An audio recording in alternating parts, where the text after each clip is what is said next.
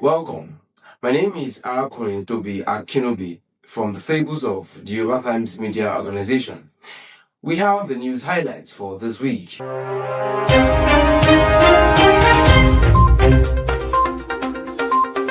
TYF, saying Yoruba first, urges Tinubu to seek middle ground with US, calls for decentralized security structure. Ondo State government begins 350 million naira bursary disbursement to indigenous students. Police deny forcing officers to buy handbook. Immigration officers seize Senator Natasha's passport. Nigeria rejects US religious freedom blacklist, says claims are false and misleading. Senate probes Buhari-era railway projects over the current derailment.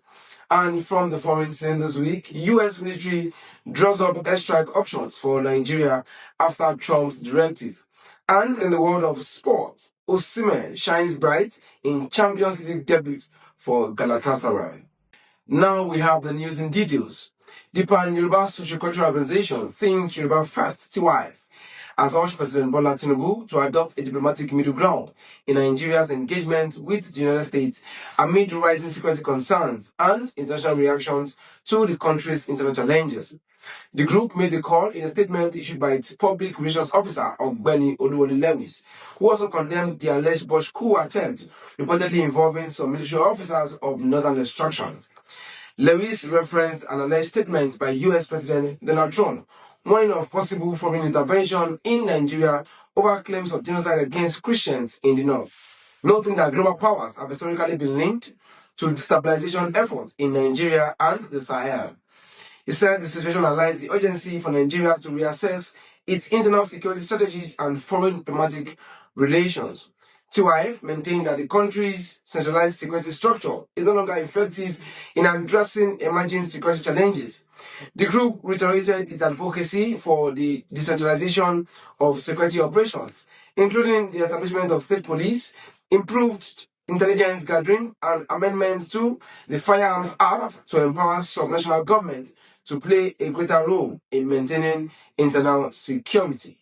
The Ondo State government has commenced the disbursement of over 350 million naira as bursaries and scholarship support to indigenous students in tertiary institutions across Nigeria. The initiative, launched on Tuesday in Akure, is aimed at easing the financial burden faced by students and their families. Governor Lucky Aiyedatiwa, represented by his deputy Olaide Adelami, said the 2025 bursary scholarship and the financial assistance program will benefit 11,358 students across universities, polytechnics, and colleges of education. He noted that the program reflects the government's commitment to ensuring that no qualified indigene is deprived of education due to financial hardship. Aiyedatiwa further emphasized that strengthening education and investing in human capital remain key priorities in his administration. He urged beneficiaries to remain disciplined and strive for academic excellence, assuring that the government will continue to support initiatives that promote access to quality education in the state. The Nigerian police force has denied reports alleging that it compelled its officers to purchase a handbook titled Attitudinal Change for the Nigerian Police Force for 2,000 naira. The reports, published by an online source, claim that officers across the country were mandated to buy the book within a specified deadline. However, documents seen on Monday revealed that the approval for the book's distribution originated from a letter dated May 28, 2025, issued by the Department of Training and Development at the Force headquarters in Abuja. The letter, signed by the Commissioner of Police Training, Rashid Afegwa, indicated that the author, Dr. Joseph Dali, was only granted permission to market the handbook directly to officers who voluntarily wished to purchase it. First Public Relations Officer ACP Benjamin Undein also dismissed the claims as misleading. He stressed that no order was issued to compel any officer command or officer to buy the handbook, adding that its purchase remains entirely optional. Officers of the Nigerian immigration at the Nigerian airport have reportedly seized the international passport of Senator Natasha Akpoti-Uduaghan, who represents Kogi Central in the Senate. The lawmaker reviewed the incident during a live Facebook broadcast on Tuesday morning, alleging that the action was taken on the orders of Senate President Godswill Akpabio. According to Akpoti Uduaghan, she was preparing to travel for a short break after marking her second year in office when the officers of the Nigerian immigration withheld her passports without explanation. She stressed that she had committed no offense and was unaware of any court order authorizing the confiscation of her travel document. She also recalled experiencing a similar incident in the past where she was allegedly informed that the directive came from the Senate President. As of the time of filing this report, neither the Nigerian Immigration Service nor the Office of the Senate President has issued any official response to the allegation. Though federal government has rejected Nigeria's inclusion on the United States list of countries accused of violating religious freedom, describing it as destination and business, and also misleading. Minister of Information and National Orientation, Mohammed Idris, said the claims misrepresent the country's security dynamics, stressing that Nigeria is combating terrorism and violent extremism and not religious persecution. Idris explained that both Christians and Muslims have been victims of attacks by armed groups, and framing the conflict as religion-driven only deepens division. He further disclosed that since 2023, Nigerian security forces have neutralized over 13,500 militants and rescued more than 11,000 hostages under the administration of President Bola Tinubu, reaffirming the government's commitment to protecting all citizens regardless of their faith. While reiterating Nigeria's willingness to continue collaboration with the United States on counter-terrorism, the minister insisted that such cooperation must be based on mutual respect and an accurate understanding of Nigeria's realities. The development comes amid growing diplomatic tension following remarks from Washington hinting at possible military intervention in the country. The Senate has initiated a thorough investigation into railway projects executed during the administration of former President late Muhammadu Buhari, following frequent derailment and service failures along the Itakwe-Warri standard gauge corridor. The motion, sponsored by Senator Ede Dafinon, APC Delta Central, highlighted that the line has suffered at least 10 derailments and several operational disruptions between 2023 and 2025, raising serious safety concerns of passengers. Senator Dafinon expressed worry over what he described as possible lapses in engineering design, construction supervision, and post-completion maintenance.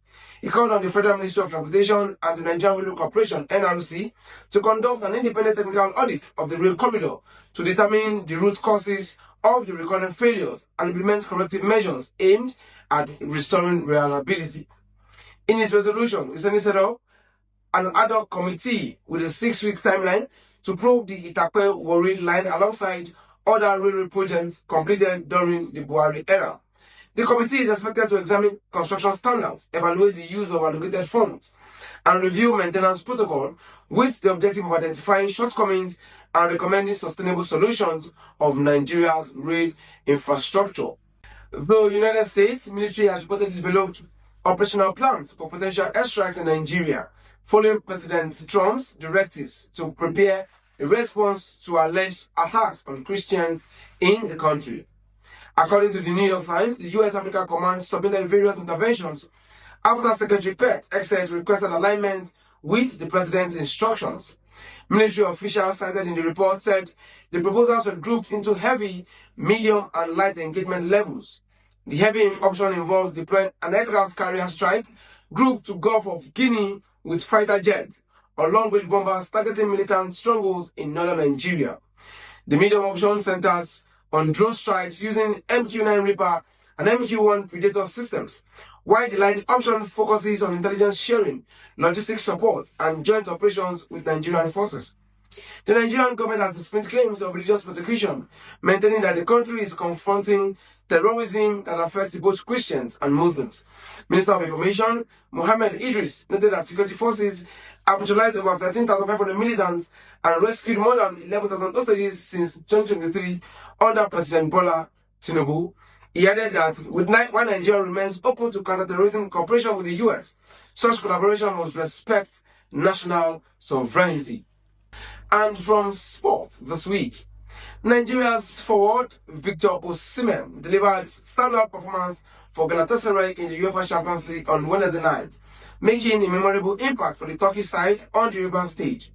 Osimhen, who joined the club in a major transfer this season, led the attack with pace power and precision, consistently troubling the opposition's defense. The Super Eagles striker crowned his impressive display with a well-taken goal and played a key role in creating several scoring chances for his teammate. A sharp movement, pressing and link-up play earned widespread applause for supporters inside the stadium and drew praise from analysts who noted his growing influence in the squad. With the victory, the Galatasaray strengthened their position in the group stage and boosted confidence ahead of the next fixtures.